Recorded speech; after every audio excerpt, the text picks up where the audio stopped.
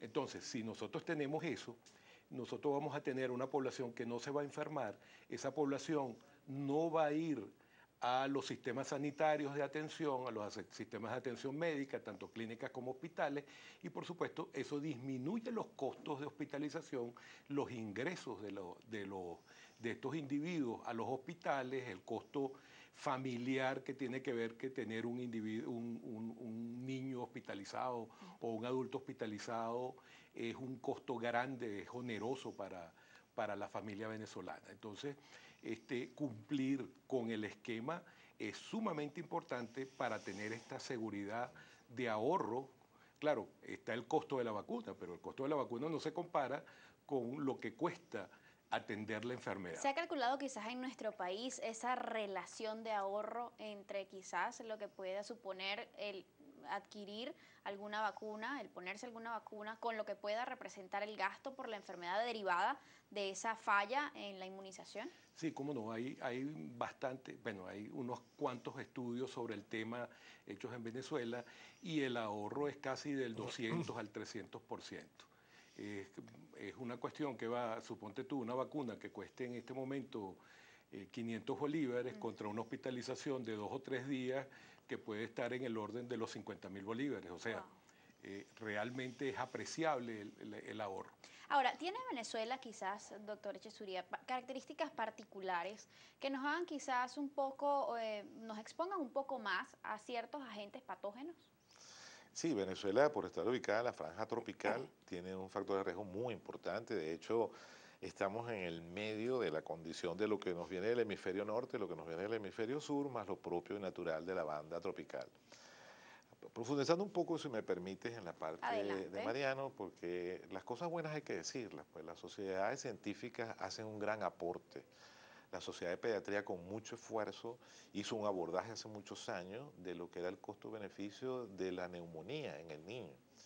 La balanza se inclinaba brutalmente hacia la prevención. Se iba a gastar, por decirte, 100 bolívares el programa como tal, que gracias a Dios y ese estudio contribuyó para esa toma de decisión, contra miles de bolívares que costaba la atención de todos los pacientes sin contar los muertos.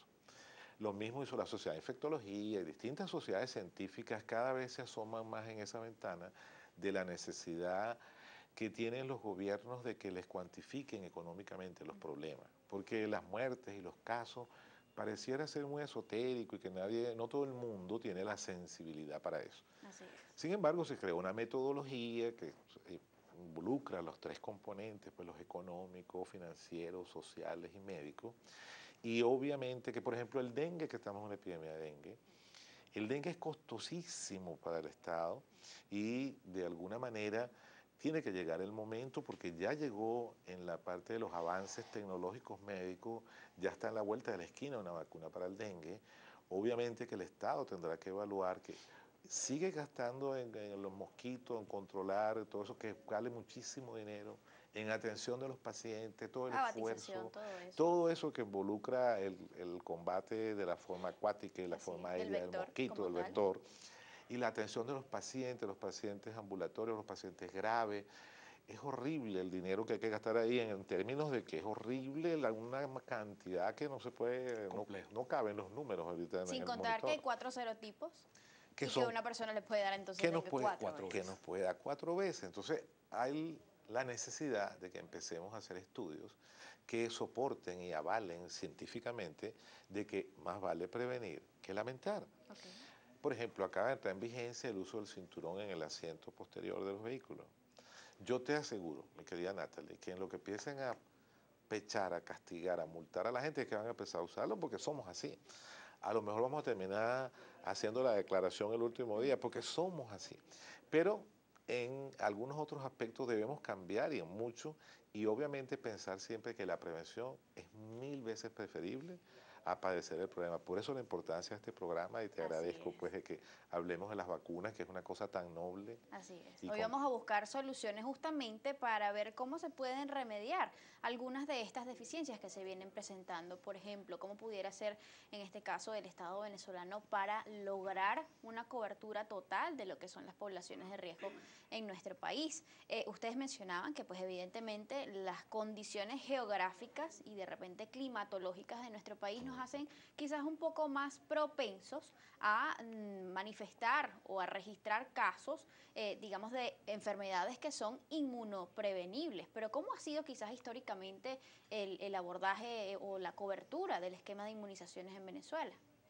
Sí, Venezuela, dicho sea de paso, tiene una historia muy bonita en cuanto a inmunizaciones. Ha habido, los sanitaristas han estado preocupados durante muchos años en lograr coberturas vacunales.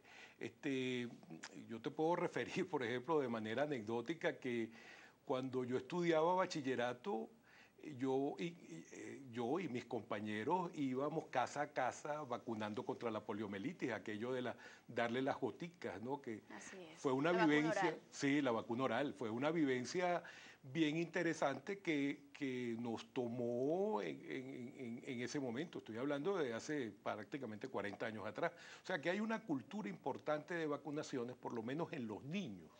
Eso se ha ido trayendo hasta nuestra época, por supuesto, con las deficiencias propias del crecimiento poblacional, de las complejidades que tienen que ver con los asentamientos urbanos, los medios rurales también han cambiado su conformación y eso ha hecho que se tenga que cambiar los patrones de inmunización que tienen los individuos, ¿no? En este momento, por supuesto, sigue habiendo una cuestión importante en cuanto a las vacunaciones, pero tendríamos que incluir ahora nuevos grupos poblacionales. Ok, también entonces cabe la pregunta, tomando en cuenta esto que usted está diciendo, en materia quizás de control epidemiológico ante el surgimiento de un posible brote de estas enfermedades que son inmunoprevenibles, ¿cómo está Venezuela, digamos, o cómo se compara nuestro país con, digamos, el resto de Sudamérica, por ejemplo, en materia de respuesta ante estos estímulos? De eso vamos a hablar al regreso, además de conocer cuándo es que debe comenzar este periodo de vacunación, qué es lo importante tener en cuenta, cuáles son las enfermedades más frecuentes que puedan prevenirse a través de la inmunización. De todo eso hablamos al regreso, ya venimos. Las vacunas generan y desencadenan la producción de anticuerpos y a su vez una reacción de defensa. Como las vacunas son microorganismos muertos, estas ayudan a que los anticuerpos estén preparados y practiquen para una infección real. Estos anticuerpos permanecen por un largo tiempo en nuestro cuerpo, generando un tipo de inmunidad al evitar que la enfermedad vuelva a aparecer.